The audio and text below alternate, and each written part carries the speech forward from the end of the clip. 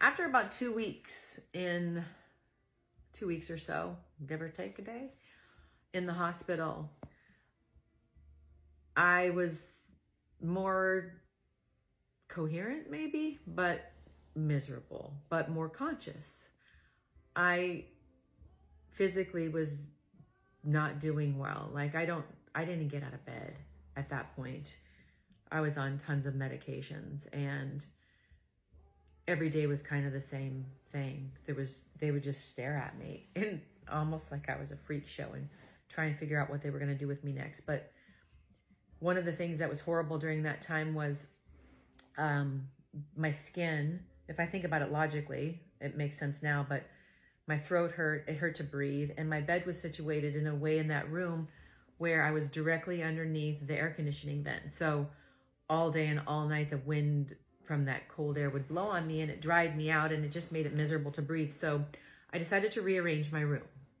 And in doing so, I took my bed that was under the vent with all the machinery behind me and I pushed it against the wall across the room so that it was pressed against the wall. So as soon as you walked into my hospital room, you saw my bed and all the machines were over there.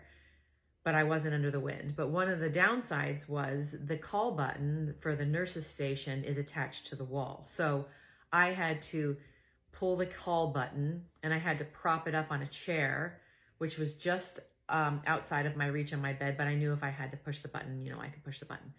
Except this one morning, I knew I was awake, but I knew that when I told my body to go do something, my legs, my body wasn't listening. So I couldn't move my legs. I couldn't really feel my body. I don't know how to describe it. It was tingly and yet numb. And I was telling my body to do things and my body wasn't responding. And I knew something very, very, very bad was happening to me. So I went to go reach for the call button to call the nurse and I couldn't reach it. And I wasn't strong enough to get out of bed. So I couldn't push the button.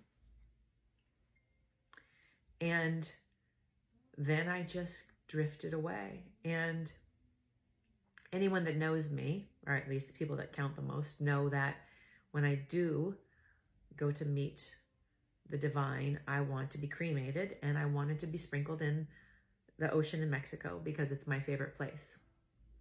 Well, on this morning, that's what happened. I felt myself in the water. Like I physically felt like I was in the ocean, but part of the ocean, not me. And I started floating and almost just following the current out to the sea towards the sunset. And the sunset was warm and bright and beautiful. And I didn't hurt. And it felt incredible because I didn't hurt. And I just kept floating, but almost as if someone shook me, I said to myself, I can't go without saying goodbye. I got Kleenex this time. So I felt like I needed to see my boys. So something happened to where I regained consciousness, and next to me on my bed, I found my cell phone. And so the first thing I did was I called him because that's where my boys were at that time. They were still living in the same house with him. And I said, I think you need to come right now because something's happening. And that's all I really remember of that phone call.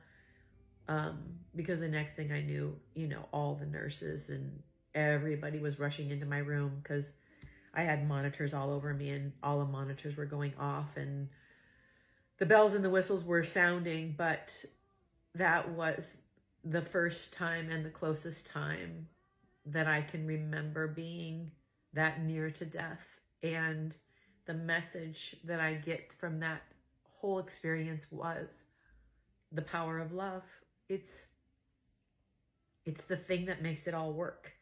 It's what brought me back. It's the deep love that I have for my kids that to this day, it keeps me going. Like I don't have options. You don't get to leave because it gets hard. And my love for my boys got me out of that ocean, got me away from that beautiful warm light that I wanted to follow, because I just loved them more and knew I needed to be here at least for a while longer.